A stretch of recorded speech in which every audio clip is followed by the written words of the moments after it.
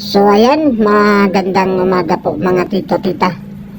So meron tayong short videos dito. Mini vlog. Kumuha ako ng lemongrass at saka yung turmeric leaves. Walaan nyo kung ano yung lulutuin ko ngayon. Kasi walang ulam ngayong morning, ngayong umaga.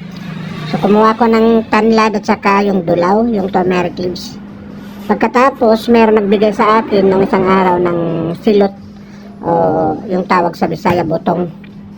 Yung gagawin ko dito, bubuksan ko yung yung nyog. Pagkatapos kukuhanin ko yung laman. Yun yung ating lulutuin ngayon for today's video. Naalala ko noon yung buhay pa yung aking ama, yung si tatay ba, pag nanganganak si nanay noon or si kung sino man ang may nanganganak, ito yung niluluto. Sinabawang silot, nilalagyan ng turmeric leaves at saka tanlad. Pag meron itlog, pwede lagyan ng itlog. So this time lalagyan natin to ng itlog kasi meron dito sa bahay. Yung dalawang itlog ko guys, ilalagay ko dito. Pagkatapos ayan, kakayurin na natin yan, yung ating silot. Tamang tama lang yung niya, yung laman, kasi minsan yung silot dito minsan parang uhog pa, yung malambot pa, hindi pa siya pwede isalad, hindi pa pwede siya lutuin. Ito tamang tama lang yung laman ng nyog. Binigay sa akin ni Maximo Kahindo. Shout out kay Maximo Kahindo. Alam nyo guys, dito sa bahay makikita nyo iba-iba yung mga mukha, pero mga taga rito lang yan sila. Yung iba nagtatanong, bakit maraming mga tao sa bahay mo? Iba-iba yung mga mukha, yung mga may mukhang kabayo, may mukhang aso. Ayan. Pero mga taga rito lang yan sila. Meron pa nga mga mukhang aswang. Alam nyo naman si Tito Logs, kung sino ang punta dito sa bahay, welcome. They are all welcome. You are all welcome pagpunta dito sa bahay. Huwag nyo lang tanongin kung sino-sino mga tao nandito. Kasi nga, nakikita nyo yan sa mga vlog ko.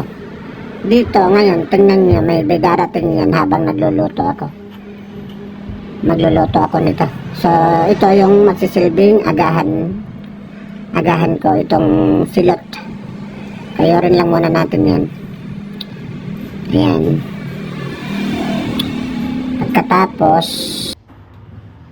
Tapos kakain na tayo. Ayan, piniprepare ko na, hinahanda ko na yung aking luluto.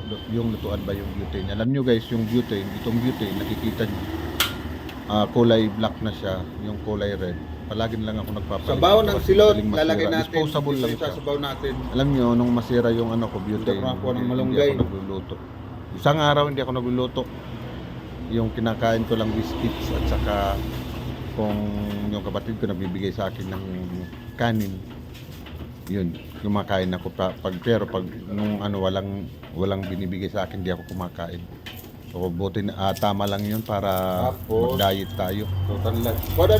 Yan, ilalagay natin dito yung ating lemongrass o tanlad. Ito lang yung pinakamarami sa akin dito, yung tanlad, kasi palagi ako nagtatanim nito tanlad sa labas ng bahay ko. Lagyan natin ng konting tubig. Pagkatapos napansin ko dito yung sabaw ba ng yung silot, maliit lang. So dinagdagan ko ng tubig. Tamang-tama lang. Lagyan natin na yung marami, hindi naman konti. Yun. Nilagay na natin diyan yung ating papakuluan lang natin na nyog. Lagyan ng asin. Masarap yan guys, nilalagyan ng ng itlog. Ayan. At saka yung turmeric leaves, yung dulaw. Para yung mga bata pa kami, nilalagyan yan ng matanggal yung bumabagabag sa isipan ko. Pwede yan nilagay dyan. Ito yung gamot sa anxiety. Mas maganda. Ihigop pa ng sabaw ng wala tayong low budget tayo, walang silot. budget. So, ano pa yung hahanapin natin? Ito lang muna yung pagtsatsagaan natin. Tapos dito naman, makikita nyo, may malunggay. Yung neighbor ko, ayan, nakikita nyo, may tao na.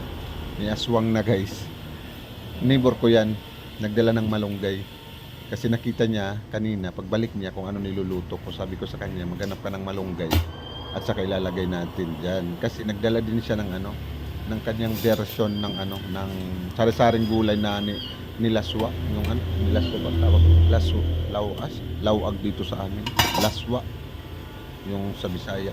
Ako naman, sabi ko sa kanya, hindi ako kakain yan, may kanya-kanya tayong luto. So, ginawa ko dito, yung niyog, yung silot, niluto ko din. Kasi niyayaya niya ako, meron daw siyang nilutong ano, sariling version niya ng mga gulay-gulay. Yung parang dininding ba? Bigyan natin ng isang itlog. Ayun. Sabi ko sa kanya, magluluto ako ng Ayan. sarili ko. Buti na lang yung Kanya-kanya itlog, tayo, hindi ano. bubuk. Luto. Kasi dinerecho Kasi siya dito. pumunta siya dito daw siya kakain. Nagdala siya ng kanyang pagkain, nagdala siya ng kanin, nagdala siya ng gulay. Sabi ko sa kanya, Sabaw habang tayo, nagluluto guys, ako, ano. kumain ka lang muna dyan. Sino ba yung At ako'y nakaka-relate nagluluto pa ng Nakatikim aking na ba kayo gustong ng ulam.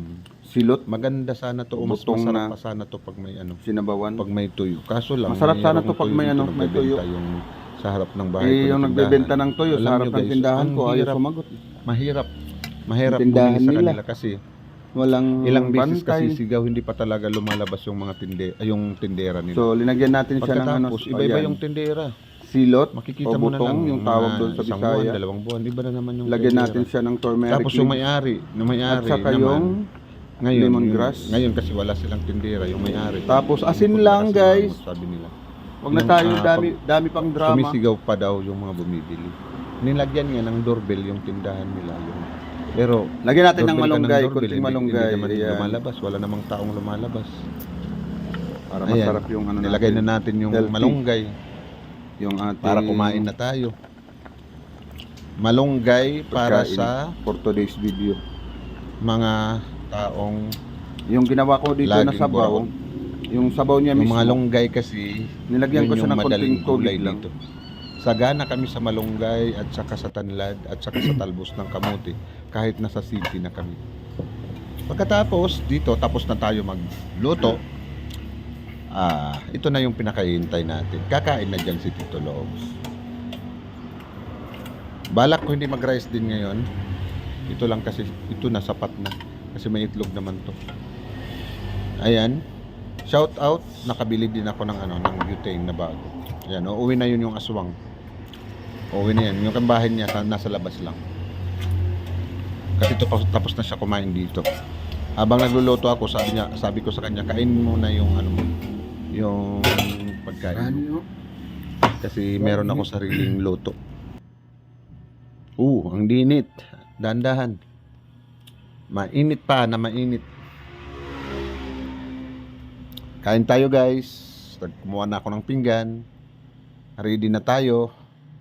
Pagkatapos meron ako dito ata yung manok na binigay sa akin ni Aping. Ngayon, guys, baliktad na yung panahon.